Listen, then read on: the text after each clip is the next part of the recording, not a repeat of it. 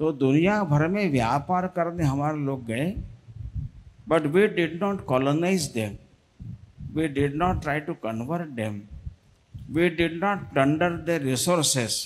उनको गुलाम बनाकर व्यापार नहीं किया, क्योंकि भारत का जो जीवन का दृष्टिकोण है, वे ऑफ लाइफ है, दैट मेक्स इट यूनिक। लेकिन भारत का विचार अदराइजेशन का नहीं है, या तो सारे वसुधा का ही कोई हमने हमारा परिवार माना है।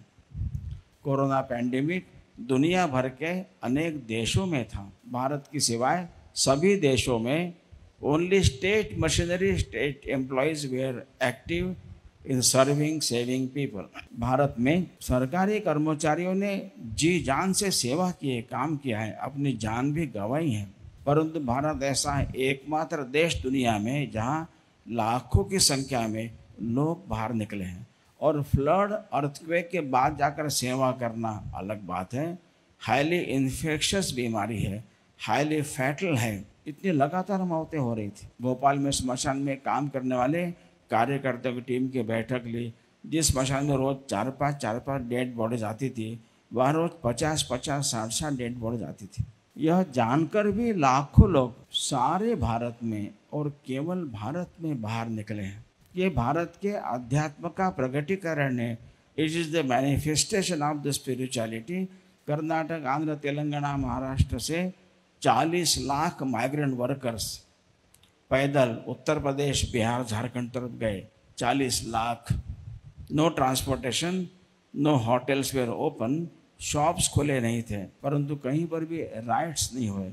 हर जगह लोग बाहर निकले हैं। जान को खतरा ये जानकर सारी सावधानी बरतते हुए पानी पिलाया है, खाना खिलाया है, शेल्टर की व्यवस्था की है। ऐसा केवल भारत में हुआ है। ये भारत की यूनिकनेस है। कम सत विप्राह बहुधा वदंती। सत्य ईश्वर एक है, उसके नाम विभिन्न हो सकते हैं, वहाँ तक पहुँचने के मार्ग भी अनेक हो सकते हैं, सब समान हैं। 1893 के शिकागो स्पीच में दुनिया भर के रिलीजन्स के लोग आए थे। अधिकतर लोग, मे नॉट बी ऑल, अधिकतर लोग यही मानते थे कि उनका ही रिलीजन सत्य है, बाकी झूठ है। इसको मानने वाले स्वर्ग में जाएंगे, ही बड़ा महत्व का है। हमारा ही सच है, बाकी गलत है। यही स्वर्ग में जाएंगे, बाकी नरक में ही जाएंगे। उन्हें नरक में जाने से बचाने का पवित्र कार्य हमको ही करना है।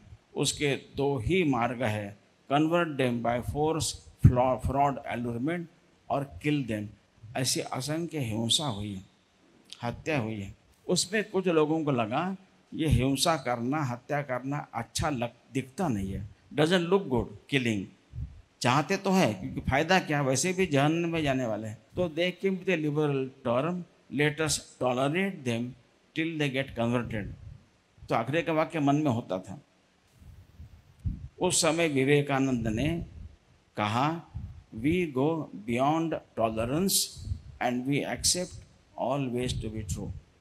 सबका स्वीकार। जूस भारत में आए, पारसीज आए, 2nd सेंचुरी में जूस आए, 6th सेंचुरी में पारसीज आए, 8th सेंचुरी में सीरियन क्रिश्चियंस आए। अलग अलग भूभाग में गए, महाराष्ट्र में आए, गुजरात में आए, केरल में गए। राजा अलग थे, वहाँ की भाषा अलग थी, परंतु एक बाहर से आए हुए एक अन्य रिलीजन को फॉलो करने वाले लोगों के साथ जो व्यवहार हुआ है, ऐसा केवल भारत में हुआ है। यह भारत की विशेषता है। इसलिए अमेरिका, इंग्लैंड में महिलाओं को वोटिंग अधिकार पाने के लिए काफ़ी संघर्ष करना पड़ा। 1910 में उनको अधिकार मिले हैं। और भारत में आदि शंकराचार्य मंडन मिश्र को डिबेट चली, उसके न्यायाधीश, जज, ये मंडन मिश्र की पत्नी श्री भारती थी। जैसे एक घर में माँ खाना बनाती है, एक घर की टेस्ट होती है। 6 लोग हैं, फिर भी किसी बेटे को लगता है कि सब्जी में थोड़ा तीखापन कम है, वो मिर्ची की चटनी मिला लेती है। दूसरे बेटे को लगता है थोड़ा खट्टापन कम है, थोड़ा नींबू निचोड़ लेता है। तीसरी व्यक्ति सोचता है कि खट्टा और तीखा दोनों चाहिए, दोनों मिक्स करेगा। चौथे व्यक्ति कुछ मीठा डालेगा। हमारे अचार भी 4-5 प्रकार के होते हैं, मीठा अचार, तीखा अचार, खट्टा अचार, ऐसे अचार होते हैं। एक ही परिवार के लोग हैं, लेकिन हर एक रुचि अलग है। अपने रुचि के अनुसार उस भोजन को टेस्ट एडजस्ट करके भोजन का आनंद लेने की हमारे यहाँ परंपरा है। इसलिए विवेकानंद ने कहा था, रुचि नाम वैचित्र्यात् रुजु कुटिल नाना पथदिशाम नृणाम एको गम्यस्त्वमसि पैसा मर्णव इव। तो भारत के इस सारे लोगों की पहचान का नाम दुनिया में हिंदू पड़ा। इसलिए हिंदुत्व, जिसका अंग्रेजी अनुवाद हिंदुइज्म करना गलत है, अंग्रेजी करना ही है तो हिंदूनेस कर सकते हैं, क्योंकि यहाँ कोई इज्म नहीं है। वेलफेयर स्टेट ये कभी भारत की परंपरा नहीं थी। उन्होंने कहा हमारे यहाँ judiciary, foreign affairs, defence, security, ये 4 विषय केवल राजा के पास कंट्रोल में होते थे। बाकी health, education, commerce, trade, industry, मंदिर, मेला, संगीत, नाटक, कला, यात्रा, इन सब की समाज की अपनी व्यवस्थाएं थी। उसके लिए ट्रेजरी से धन आता नहीं था, समाज खड़ी करता था। उन्होंने कहा कि राज्य पर जो समाज कम से कम डिपेंडेंट है वो स्वदेशी समाज है, जो भारत चरितार्थ करता रहा है।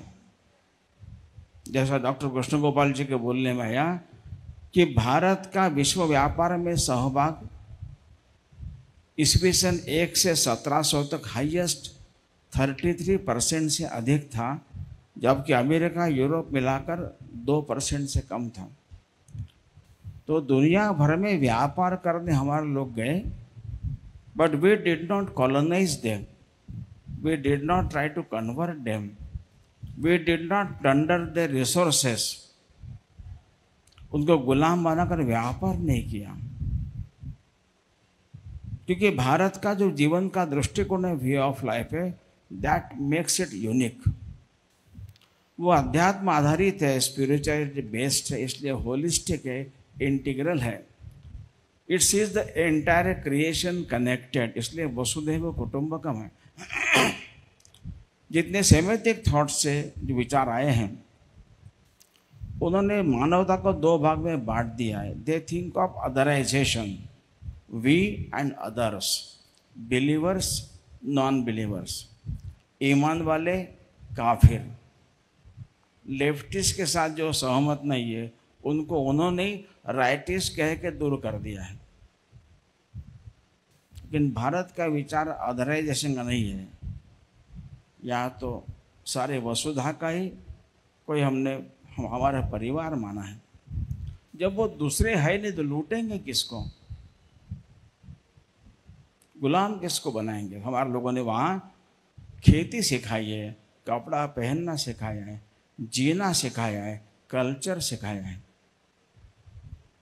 यह भारत का वर्णन है। आज भी इसके चिन्ह सारे दुनिया में जहाँ जहाँ भारत के लोग जाते रहे वहाँ दिखते हैं।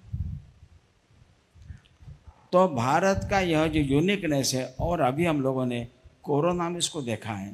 कोरोना पैंडेमिक दुनिया भर के अनेक देशों में था। भारत की सिवाय सभी देशों में only state machinery, state employees were active in serving, saving people. Bharat में सरकारी कर्मचारियों ने जी जान से सेवा की है, काम किया है, अपनी जान भी गंवाई है। परंतु भारत ऐसा है एकमात्र देश दुनिया में जहां लाखों की संख्या में लोग बाहर निकले हैं। ये ताज़ी घटना है, 4 साल पहले की बात है, 5 साल पहले की बात है। और फ्लड, अर्थक्वेक के बाद जाकर सेवा करना अलग बात है। हाईली इन्फेक्शस बीमारी है, हाईली फैटल है, इतनी लगातार मौतें हो रही थी। भोपाल में स्मशान में काम करने वाले कार्यकर्ताओं की टीम की बैठक ली। जिस स्मशान में रोज 4-5 डेड बॉडीज आती थी, वहाँ रोज 50-50, 60 डेड बॉडीज आती थी। यह जानकर भी लाखों लोग सारे भारत में और केवल भारत में बाहर निकले हैं। ये भारत के अध्यात्म का प्रगटीकरण है। It is the manifestation of the spirituality. क्योंकि अपने आप एक कनेक्शन देखा है तो करने का मन हुआ ही है। भाषा भी जानते नहीं थे, पहचानते भी नहीं थे। कर्नाटक, आंध्र, तेलंगाना, महाराष्ट्र से 40 लाख माइग्रेंट वर्कर्स पैदल उत्तर प्रदेश, बिहार, झारखंड तरफ गए। 40 lakh, no transportation, no hotels were open, shops खुले नहीं थे, परंतु कहीं पर भी राइट्स नहीं हुए। हर जगह लोग बाहर निकले हैं, जान को खतरा ये जानकर सारी सावधानी बरतते हुए पानी पिलाया है, खाना खिलाया है, शेल्टर की व्यवस्था की है। ऐसा केवल भारत में हुआ है। ये भारत की यूनिकनेस है। उसका आधार भारत का जो व्यू ऑफ लाइफ है, जीवन दृष्टि है, उसका आधार आध्यात्मिक है। इसने सारे भारत के समाज के चरित्र को एक आकार दिया है, एक शेप दिया है। उसके 4 मुख्य पहलू हैं। पहला है एकम सत विप्राह बहुधा वदंती, सत्य ईश्वर एक है, उसके नाम विभिन्न हो सकते हैं, वहाँ तक पहुँचने के मार्ग भी अनेक हो सकते हैं, सब समान हैं। इसलिए कई बार भारत के वर्ण लोग टॉलरेंस की बात करते हैं, बड़ा गुण है सहिष्णुता। मेरे ख्याल से टॉलरेंस में इनटॉलरेंस की बू आती ही है। वेन आई कैन, ऐसे कि मैं आपको बर्दाश्त कर रहा हूँ, मतलब मेरा तो मारने का मन है, लेकिन 4 लोग बैठे हैं, अच्छा दिखता नहीं है, इसलिए थोड़ी देर शांत तो बैठा हूँ, मौका पाते ही ठोक दूंगा। ये टॉलरेंस हुआ। 1893 के शिकागो स्पीच में दुनिया भर के रिलीजन्स के लोग आए थे। अधिकतर लोग, मे नॉट बी ऑल, अधिकतर लोग यही मानते थे कि उनका ही रिलीजन सत्य, बाकी झूठ है। सत्य इसको मानने वाले स्वर्ग में जाएंगे, ही बड़ा महत्व का है। हमारा ही सच है, बाकी गलत है, यही स्वर्ग में जाएंगे, बाकी नरक में ही जाएंगे। उन्हें नरक में जाने से बचाने का पवित्र कार्य हमको ही करना है। उसके 2 ही मार्ग है, convert them by force, fraud, allurement, और किल देम। ऐसी असंख्य हिंसा हुई है, हत्या हुई है। उसमें कुछ लोगों को लगा ये हिंसा करना, हत्या करना अच्छा दिखता नहीं है, डजंट लुक गुड किलिंग। चाहते तो है, क्योंकि फायदा क्या, वैसे भी जहन्नम में जाने वाले हैं। तो they came with a liberal term, let us tolerate them till they get converted. तो आखिरी का वाक्य मन में होता था। उस समय विवेकानंद ने कहा, we go beyond tolerance and we accept all ways to be true. सबका स्वीकार। जूस भारत में आए, पारसीज आए, 2nd सेंचुरी में जूस आए, 6th सेंचुरी में पारसीज आए, 8th सेंचुरी में सीरियन क्रिश्चियंस आए, अलग अलग भूभाग में गए, महाराष्ट्र में आए, गुजरात में आए, केरल में गए। राजा अलग थे, वहाँ के भाषा अलग थी, परंतु एक बाहर से आए हुए एक अन्य रिलीजन को फॉलो करने वाले लोगों के साथ जो व्यवहार हुआ है, ऐसा केवल भारत में हुआ है। यह भारत की विशेषता है। स्वामी जी ने उस समय कहा, I am proud to tell you that I am from a country where in our divine language Sanskrit there is no synonymous word for exclusion. किसी भारतीय भाषा में, Tamil, Bengali, Oriya, Marathi, Hindi, there is no word for exclusion, because we do not exclude anybody, anything. ये भारत है। दूसरे भारत के चरित्र की विशेषता इस आध्यात्मिक आधारित जीवन चिंतन से निकली हो, यानी ईशावास्यम इदम सर्वम यत्किंच जगत्याम जगत कहा है। एक ही तत्व चैतन्य अनेक रूपों में मैनिफेस्ट हुआ है। ये विविध रूपों के भीतर रही एकता को देखकर उसका एकता को समझना और डाइवर्सिटी का उत्सव मनाने की भारत की परंपरा रही। इसलिए भारत हमको, मैं 2-4 बात ऐसी कहूँगा कि जो प्रचलित मान्यता से थोड़ी अलग होगी, लेकिन सही वर्णन करना है। जैसे एक शब्द आ गया, राष्ट्रवाद शब्द हमारा नहीं है, लेकिन हमारे यहाँ प्रचलन में था। ऐसे भारत का वर्णन ऐसा किया जाता है कि India is a country of diverse cultures. ये वास्तव में सही नहीं है। सही बात यह है कि India has a culture that celebrates diversity. संस्कृति अनेक नहीं है, संस्कृति एक है, सेलिब्रेशन डाइवर्स है।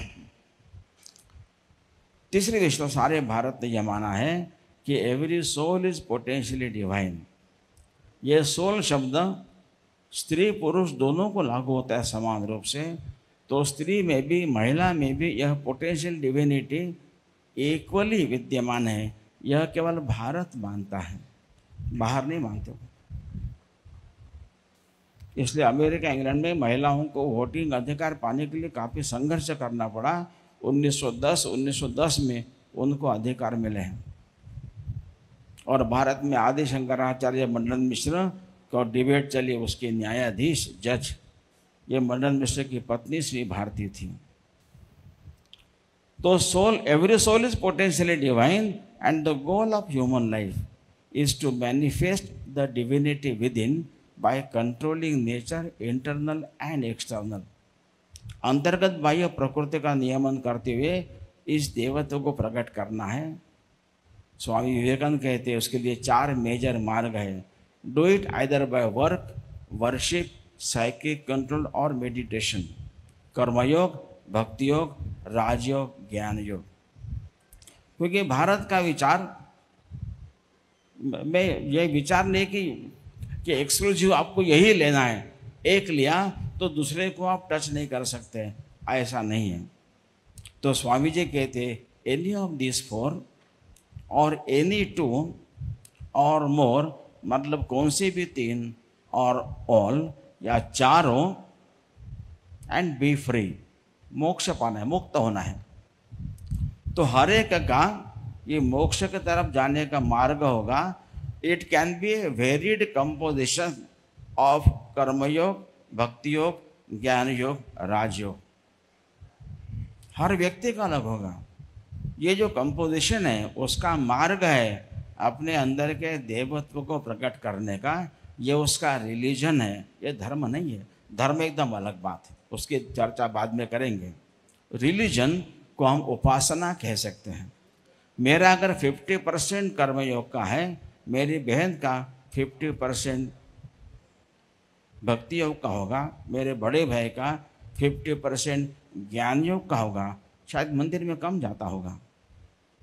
जैसे एक घर में माँ खाना बनाती है, एक घर की टेस्ट होती है, 6 लोग हैं, फिर भी किसी बेटे को लगता है कि सब्जी में थोड़ा तीखापन कम है, वो मिर्ची की चटनी मिला लेती है। दूसरे बेटे को लगता है थोड़ा खट्टापन कम है, थोड़ा नींबू निचोड़ लेता है।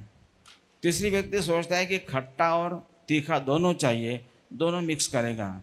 चौथे व्यक्ति कुछ मीठा डालेगा। हमारे अचार भी 4-5 प्रकार के होते हैं, मीठा अचार, तीखा अचार, खट्टा अचार, ऐसे अचार होते हैं। एक ही परिवार के लोग हैं, लेकिन हर एक रुचि अलग है। अपने रुचि के अनुसार उस भोजन को टेस्ट एडजस्ट करके भोजन का आनंद लेने की हमारे यहाँ परंपरा है। इसलिए विवेकानंद ने कहा था, रुचि नाम वैचित्र्यात् रुजु कुटिल नाना पथदिशाम नृणाम एको गम्यस्त्वमसि पैसा मर्णव इव। तो प्रत्येक की उपासना रिलीजन अलग अलग है। इसलिए दत्तोबंधु ठेंगड़ी कहते थे कि भारत में रिलीजन पर्सनल है, as personal as one's own toothbrush. उनके शब्द हैं, मेरा ब्रश मेरा है, मुझे दूसरे का ब्रश नहीं चलेगा। और मेरी उपासना चुनने का लिबर्टी, स्वातंत्र हर एक को है। इसलिए भारत में पहले से स्पिरिचुअल डेमोक्रेसी रही है। ये चारों बातें जो है ये भारत का व्यक्तित्व दर्शाता है। और भारत के किसी कोने में रहने वाला, किसी भी भाषा बोलने वाला, किसी भी देवता की उपासना करने वाला, सब लोग इसके साथ अपने आप को जोड़ते, कनेक्ट करते हैं। डॉक्टर कृष्ण गोपाल जब वहाँ पर नॉर्थ ईस्ट में काम कर रहे थे, करीब 18 जनजाति के लोगों को बुलाया था। उनको 6 प्रश्न पूछे गए। सबकी भाषा अलग थी, सबके वेश अलग थे, सबके पर्सनल डेटीज अलग थे। कि भगवान के बारे में आपका क्या मानना है, पृथ्वी के बारे में क्या सोचते हो, परिवार के बारे में क्या सोचते हो, मृत्यु के बारे में क्या सोचते हो, दूसरे विविध उपासना के बारे में आप क्या सोचते हो। ऐसे 6 प्रश्न पूछे गए। आश्चर्य सबको हुआ कि अलग अलग भाषा बोलने वाले, अलग अलग वेश पहनने वाले, वैसे ऊपर से कोई साम्य नहीं, सबके उत्तर एक समान थे, जो भारत के वैदिक विचार से मिलते हुए थे, पूरे भारत का विचार। तो यह सारे भारत ने भारत को इस दृष्टि के कारण एक पहचान मिली है। जैसा आपने कहा, भारत में राष्ट्र अवधारणा, people are the nation, nation state, ये कल्पना पश्चिम की है। तो भारत के इस सारे लोगों की पहचान का नाम दुनिया में हिंदू पड़ा। इसलिए हिंदुत्व, जिसका अंग्रेजी अनुवाद हिंदुइज्म करना गलत है, अंग्रेजी करना ही है तो हिंदूनेस कर सकते हैं, क्योंकि यहाँ कोई इज्म नहीं है। ये भारत की पहचान है। इसलिए इसके साथ भारत का हर व्यक्ति अपने आप को जोड़ता है और इस पहचान को से जुड़ता है, पहचान के बारे में गौरव महसूस करता है, इन सारे तत्वों को जीवन में उतारने का प्रयत्न करता है। ये पहचान बनाने के लिए, प्रोपोगेट करने के लिए अनेक साधु संत महापुरुष खूब उल्लेख यहाँ है। उन सब के बारे में एक सम्मान का भाव, आदर का भाव मन में रखता है और कालांतर में कुछ दोष आते ही हैं। युगानुकूल परिवर्तन करना और आवश्यक है तो बाहर की बातों को देशानुकूल बना कर लेना, दीनदयाल जी ने कहा ही है, ये भारत की विशेषता है। ऐसा करना, इस पहचान के साथ कनेक्ट होना, उसका गर्व महसूस करना, उसको जीवन में उतारना, इसको निर्माण करने में, प्रोपोगेट करने में, प्रस्तावित करने में जिन्होंने जीवन दिया है, उनके बारे में एक सम्मान का भाव और आवश्यक दोष दूर करने के लिए प्रयत्न करना, यानी राष्ट्रीय होना है। तो राष्ट्रीय शब्द गुणात्मक है। हमारे यहाँ गलती से राष्ट्रवाद शब्द जैसे आ गया, वैसे भौगोलिक कोनोटेशन शब्द राष्ट्रीय आ गया है। कोई एक संगठन है, उसका एक वार्ड का अध्यक्ष ये है, राज्य का अध्यक्ष फलाना है और ये राष्ट्रीय अध्यक्ष ऐसा कहते हैं। मैंने कहा ये बात सही नहीं, उनका ऐसा ही है मनमोहन जी।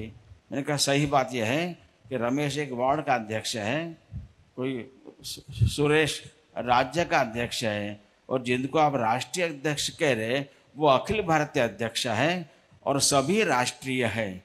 और हम चाहते प्रत्येक व्यक्ति राष्ट्रीय बने। मेरा छोटा भाई पहले लघु उद्योग भारतीय का राष्ट्रीय उपाध्यक्ष हुआ करता था, आजकल अखिल भारतीय उपाध्यक्ष है, राष्ट्रीय बचपन से शाखा में जा रहा है। हमको प्रत्येक को राष्ट्रीय बनाना है, तो इसलिए जो राष्ट्र, अगर अखिल भारतीय इस अर्थ में कहना है तो अखिल भारतीय कहना चाहिए। उसका एक जोग्राफिकल कॉनोटेशन है, राष्ट्रीय शब्द गुणात्मक है, इसको समझना आवश्यक है। दूसरे भारत के स्व की विशेषता ऐसे जो रविन्द्रनाथ टैगोर ने अपने स्वदेशी समाज में लिखा है, वेलफेयर स्टेट, ये कभी भारत की परंपरा नहीं थी। उन्होंने कहा हमारे यहाँ judiciary, foreign affairs, defence, security, ये 4 विषय केवल राजा के पास कंट्रोल में होते थे।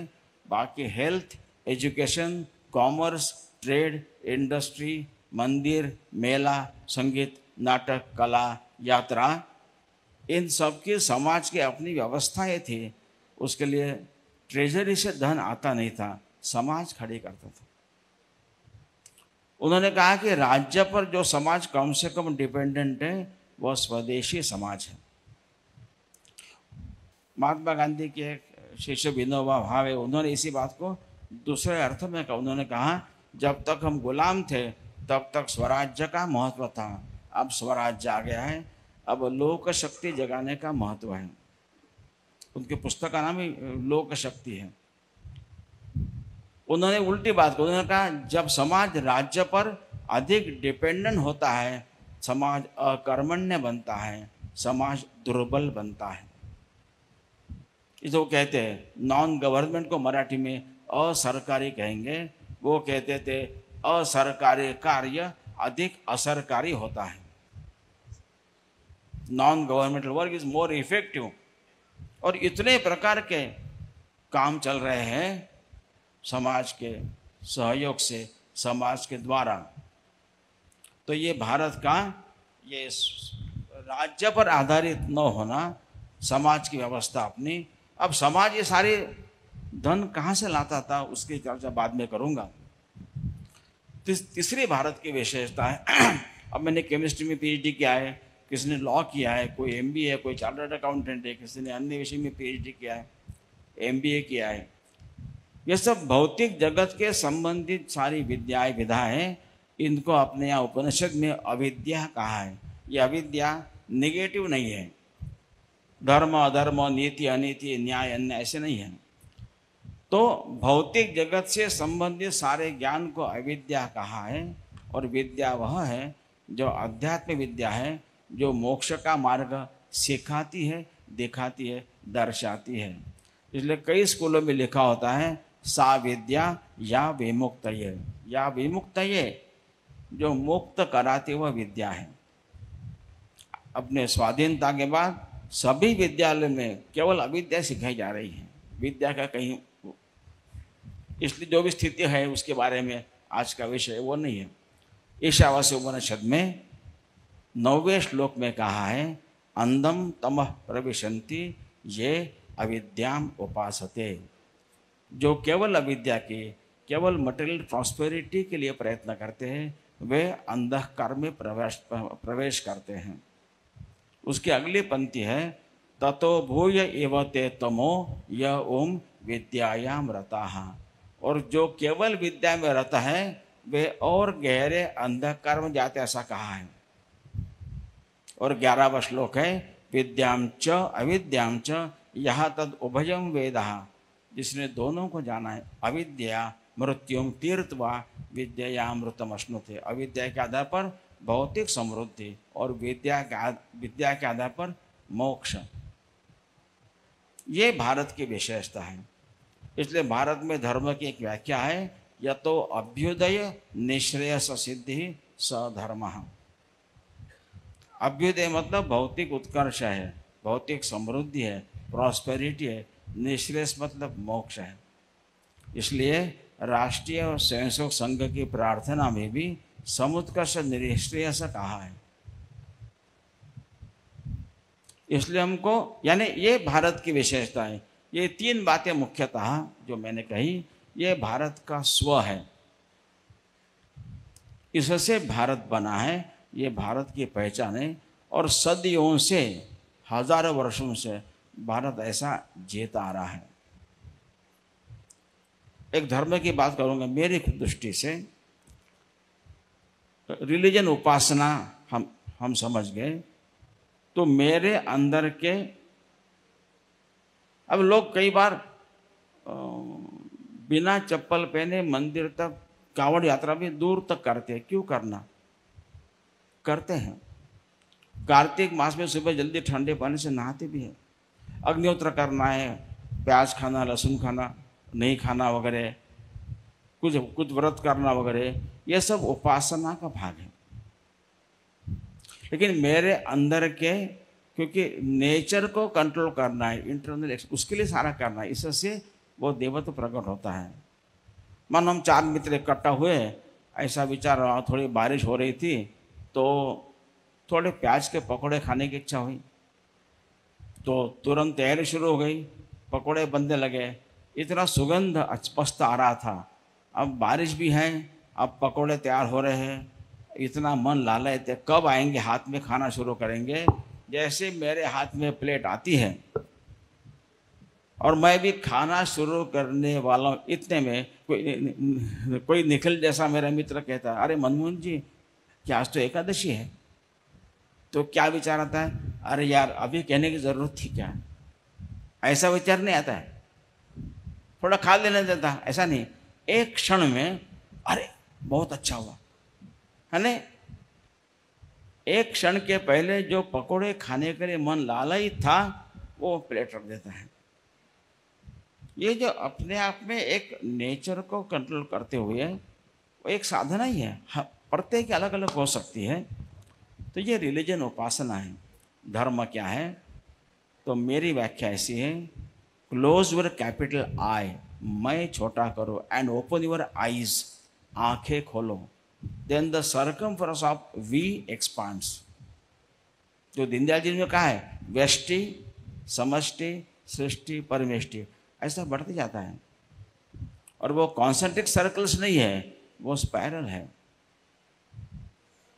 तो मैं छोटा होते ही हम का दायरा बड़ा होता है, तो हमारे नहीं वे भी अपने लगने लगते हैं, और अपनेपन के भाव से उनके लिए कुछ करने का मन होता ही है। ये करना, समाज को देना, आचरण, इसको धर्म कहा है। ये धर्म है। धर्म connects you with the larger unit and prompts you to act. इसलिए हमारे यहाँ आचार प्रथमो धर्म कहा है।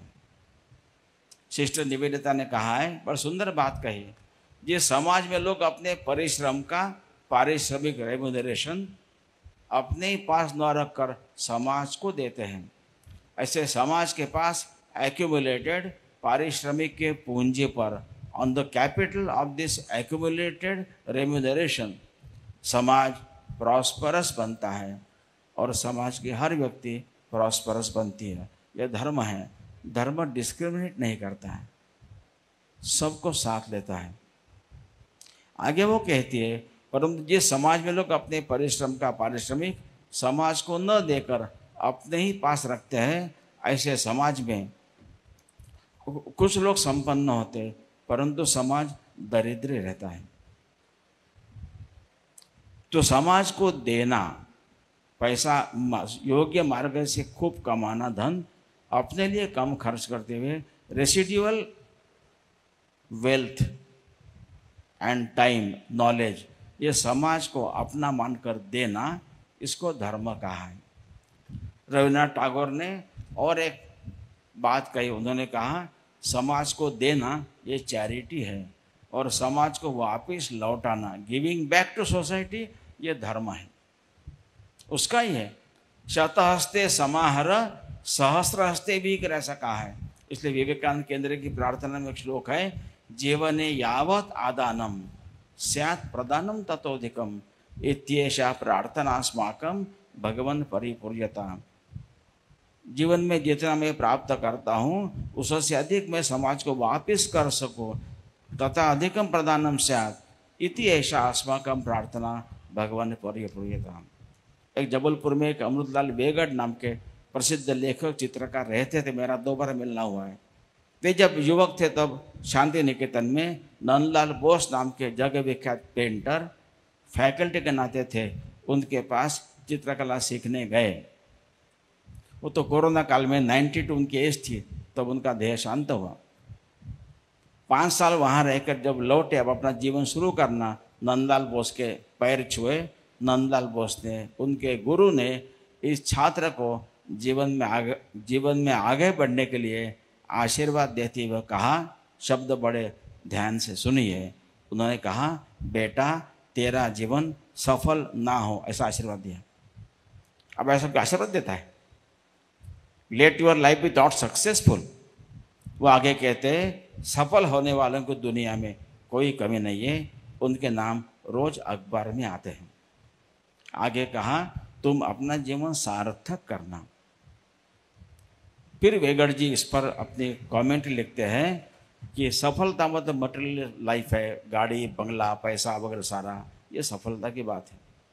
और सार्थकता वह है, समाज से हमें बहुत मिलता है, समाज को वापस लौटाना, ये जीवन सार्थक करने का मर्म है, ये धर्म है। इसलिए पिलग्रिम्स के लिए एक बिल्डिंग बनाकर रखते हैं, उसको धर्मशाला कहते हैं, वहाँ सबको प्रवेश है। धर्मार्थ दवाखाना चलता है, लंगर चलता है, भूखा है उसको भोजन मिलता है। गर्मी के दिनों में आजकल तो कम है, लेकिन पहले प्याऊ चलते थे, जिसको प्यास लगे उसको पानी मिलेगा। जब हम प्रवास करते थे अखिल भारतीय स्तर पर, तब गर्मी, ये बोतल नहीं आती थी उस समय, तो गर्मी के दिन मई महीने में अनेक स्थानों पर वहाँ के मारवाड़ी युवा समाज लोग गर्मी के धूप में दौड़ दौड़ के वहाँ के यात्रियों को ठंडा पानी पिलाते थे। कोई संबंध नहीं, भाषा आती नहीं, कुछ नहीं, गर्मी के धूप में मई महीने में। तो धर्म कनेक्ट्स यू ऑल, और ये धर्म भारत की मुख्यतः आत्मा रहा है। और इसीलिए भारत के निर्माताओं के मन में यह भाव स्पष्ट होगा। इसलिए स्वाधीनता के बाद लोकसभा बनी, उसमें लिखा है धर्म चक्र प्रवर्तनाय। राज्यसभा में लिखा है सत्यम वद धर्मम चरम। सुप्रीम कोर्ट का ध्येय वाक्य है यतो धर्मस्ततो जयः। और हमारा राष्ट्र ध्वज है, उस पर जो चक्र है वो वास्तव में धर्म चक्र है। अब राष्ट्र ध्वज, सुप्रीम कोर्ट, राज्यसभा, लोकसभा, इन सभी स्थानों पर धर्म शब्द का इतना प्रोमिनेंट प्रेजेंस है, कुछ तो कारण होगा। ये धर्म रिलीजन नहीं है, इसलिए ये धर्म समाज ऐसा करता है तो राज्याधारित नहीं, समाज आधारित अनेक व्यवस्थाएं समाज में चलती आई है, आज भी चल रही है। इसलिए हमारा समाज धर्माधिष्ठित रहा है। ये पता नहीं धर्मनिरपेक्ष कहाँ से आ गया, धर्माधिष्ठित। तो भारत का आत्मा धर्म है, इसको भी हमको समझना चाहिए। और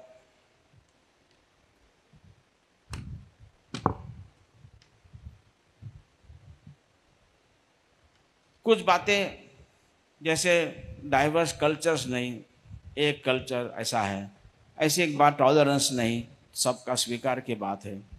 ऐसे गंगा जमुना ऐसी बात है, गंगा जमुना कल्चर संस्कृति है, ऐसा लोग कहते हैं। ये भी भारतीय विचार कैसे हो सकता है?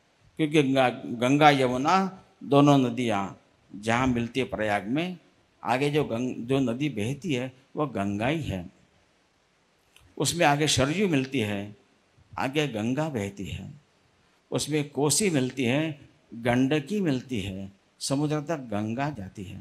तो भारत में गंगा है। तो इसी को रविन्द्रनाथ टैगोर ने स्वदेशी समाज में लिखा। वो कहते हैं विविधता में एकता देखना और अनेकता में ऐक्य प्रस्थापित करना, यही भारत का अंतर्निहित धर्म है। विचित्र मध्य ऐक्य स्थापन और बहुर्मध्य ऐक्य स्थापन और विचित्र मध्य ऐक्य स्थापन, यही है भारतवर्षेर अंतर्निहित धर्म। भारत विविधता को भेद नहीं समझता और पर्याय को दुश्मन नहीं समझता। इसलिए नए मानव समूह के संघात से हम भयभीत नहीं होंगे। उनकी विशेषताओं को पहचान कर उनको सुरक्षित रखते हुए विदाउट डिस्ट्रॉइंग देम, शब्द उनके हैं, उनको अपने साथ लेने की विलक्षण क्षमता भारत रखता है। ये 1905 का उनका ऐसे है। वो आगे कहते हैं इसलिए भारत में हिंदू, मुसलमान, बुद्ध, ईसाई परस्पर लड़ते हुए दिखेंगे, पर वे परस्पर लड़कर मर नहीं जाएंगे। वे यहाँ एक सामंजस्य प्राप्त करेंगे ही। अगला वाक्य बहुत महत्व का है, एक काइंड ऑफ बोल्ड स्टेटमेंट। वो ऐसा है, यह सामंजस्य अहिंदू नहीं होगा, वह होगा विशेष भाव से हिंदू। ये भारत की राष्ट्रीयता है, ये भारत की पहचान है। इसका आधार धर्म है, जो रिलीजन नहीं, जो सबको साथ जोड़ता है। ये भारत का स्व है। इसलिए डॉक्टर राधा कृष्णन ने अपने पुस्तक में लिखा हिंदू वे ऑफ लाइफ में, वो तो स्वाधीनता के समय का पुस्तक है। उन्होंने कहा कि दुनिया खूब नज़दीक आई है, आज तो और नज़दीक आई है। मैं जब 92 में अमेरिका गया था तब डायरेक्ट फ्लाइट नहीं थी, ईमेल नहीं था, इंटरनेट नहीं था, मोबाइल फ़ोन नहीं थे। आज तो सारा वीडियो कॉल से सब बात हो सकती है। वो कहते लेकिन उस समय अब दुनिया इतनी नज़दीक आई है, with all the diversities of religions, ethnicity and limited sources on the planet, सारे दुनिया कैसे साथ जी सकती है? इतने सारे कॉन्फ्लिक्ट रिडन सारा समाज है। 2 वर्ल्ड वॉर हो गए थे, उसके बाद का उनका पुस्तक है। वो कहते हैं I can see only Hindu solution. इसलिए सारे दुनिया के मानव जाति को विथ ऑल द डाइवर्सिटीज पृथ्व्यां मानवाः एकत्र हार्मोनियसली, पीसफुली, प्रॉस्परस लाइफ कैसे जी सकते हैं विथ लिमिटेड सोर्सेस। तो ये चिंतन केवल भारत के पास है।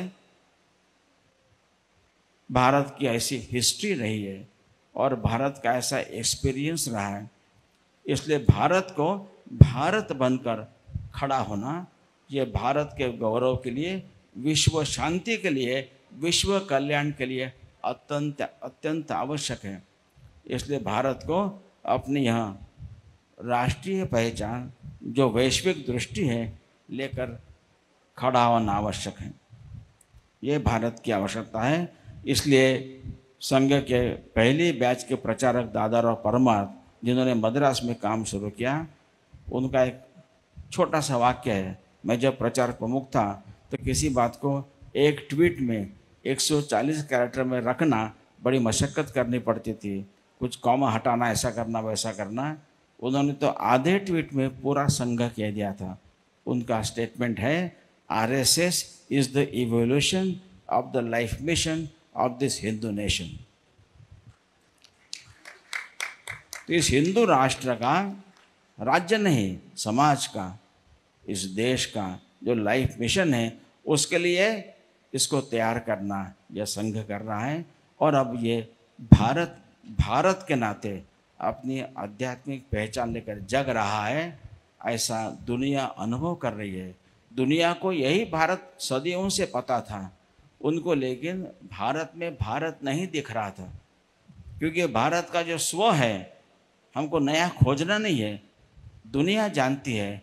इस भारत के स्व को न करना, denying what we actually are, which the world knows since ages, had become as a fashion। ऐसे डिनाई करने वालों ने अपने आप को लिबरल, इंटेलेक्चुअल, प्रोग्रेसिव और बाद में सेकुलर कहना शुरू कर दिया। और भारत की स्व की बात करने वाले को उन्होंने ये कम्युनल है, ये डिविजिव है, एंटी प्रोग्रेसिव है, ऐसा बताने का प्रयास हुआ। इसलिए वास्तव में स्वाधीनता के बाद ही जो दिशा हमको पकड़नी थी, हमारी विदेश नीति, रक्षा नीति, शिक्षा नीति, अर्थनीति, जिस दिशा में चलनी चाहिए थी उस दिशा में नहीं चली। एक पुस्तक सैमुअल हंटिंगटन का है, हु आर वी। वो कहते हैं, unless we decide who we are as a people, we can not decide what our priorities can be. और भारत ऐसा शायद एकमात्र देश है जहाँ के लोगों में हम कौन हैं, हमारे पुरखे कौन थे, हमारी हिस्ट्री क्या थी, इसके बारे में एक मत नहीं है। बाकी अनेक देश देखेंगे आप, वहाँ डेमोक्रेसी है, अलग अलग दल हैं, लेकिन as a people who they are unanimous about it. तो ये भारत में निर्माण करना है, भारत का स्व जगेगा। इसलिए भारत की ये जो यात्रा शुरू हुई है, तो मैं 2014 के चुनाव के रिजल्ट के बाद 16 मई को रिजल्ट आए थे, 18 मई का संडे था। ब्रिटेन से पब्लिश होने वाला द गार्डियन नाम का डेली पेपर है, उसका रविवार का एडिशन का नाम संडे गार्डियन है। तो संडे गार्डियन 18 मई 2014 को अपने संपादकीय में लिखता है, यानी मैं जो वाक्य कह रहा हूँ वो गार्डियन के ब्रिटेन के पेपर का एडिटोरियल है, ये ध्यान में रखकर सुनिए। वो कहते हैं, today 18 May 2014 may go well down in the history of India as Britain finally left India. Narendra Modi's victory in these elections marks the end of a long era in which the structures of power did not differ greatly from those through which Britain ruled this subcontinent. India under Congress Party was in many ways a continuation of British Raj by their means. इससे भी महत्व की बात उन्होंने इस संपादकीय का शीर्षक भी रखा है, India's another twist with destiny. इसका संबंध पंडित नेहरू के आज़ादी की बात के पहले भाषण से, उसका नाम था इंडियाज ट्विस्ट विद डेस्टिनी। इसके ऊपर एक सुंदर वाक्य, मोर इंसाइटफुल, वो कहते हैं, it should be obvious that the underlying changes in the Indian society have brought us Mr. Modi and not the other way around। यानी भारतीय समाज में परिवर्तन हुए उसके कारण ये आए हैं, ये महत्व की बात है। और ये भारत का स्व, भारत सेंट्रिक सोच होना शुरू हुआ है। छोटा सा उदाहरण दूंगा, ये इजराइल हमास, यानी 14 के बाद भारत की विदेश नीति में एक मेजर शिफ्ट आया है, भारत के रक्षा नीति में एक मेजर शिफ्ट आया है। इसलिए कल की घटना का भारत योग्य जवाब देगा, ऐसा विश्वास सबके मन पक्का है। हमको तय करना है। शिक्षा नीति में मुझे एक 6वीं में पढ़ने वाले एक बेटे की माँ कह रही थी, मेरे बेटे की मैंने सिलेबस देखा, इतनी अच्छी बातें हमको पढ़ने को नहीं मिली थी। अर्थनीति डिसेंट्रलाइज रूरल बेस्ड और एग्रीकल्चर सपोर्ट करने वाली है, ऐसी नीति की तरफ धीरे धीरे भारत को जाना होगा। एंटरप्रेन्योरशिप को बढ़ावा देना होगा। You can give jobs to everybody. ये भारत ऐसा था, भारत संपन्न समृद्ध था, भारत उद्योग प्रधान देश था। कृषि प्रधान देश कहते वो गलत है, भारत उद्योग प्रधान देश था। तो अब ये भारत ऐसा दिख रहा है। तो इजराइल हमास की जो वॉर चल रहा है उसको सारी दुनिया मिडिल ईस्ट क्राइसिस कह रही है, मध्य पूर्व कहते हैं उसको सब लोग। लेकिन भारत के विदेश विभाग ने, एक उदाहरण दूंगा, मेरे को समय भी हो गया है, भारत की विदेश विभाग उसको पश्चिम एशिया क्राइसिस कहना शुरू किया है, वेस्ट एशिया, क्योंकि हमारी सोच भारत की है। उसको मिडिल ईस्ट कहना मतलब कहने वाला इंग्लैंड में बैठा है, उसके लिए भारत ईस्ट है, ये मिडिल ईस्ट है। इसलिए भारत में आई कंपनी का नाम ईस्ट इंडिया कंपनी था, जापान फार ईस्ट है। हम उसको पश्चिम एशिया कहेंगे, हमारे लिए इंग्लैंड वेस्ट है, ये पश्चिम एशिया है, पूर्व एशिया जापान ईस्ट है। ऐसी अनेक बातें हैं जहाँ पर टर्मिनोलॉजी नाम से लेकर एक भारत सेंट्रिक विचार शुरू हुआ है, नीतियाँ बन रही है, समय लगेगा, एक 15-20 साल, परंतु भारत का स्व जग रहा है, जो भारत दुनिया भर के लोग सदियों से जानते थे। जैसे समुद्र में जहाज जब मार्ग भटकता है तब लाइट हाउस देखकर अपनी मार्ग तय करता है।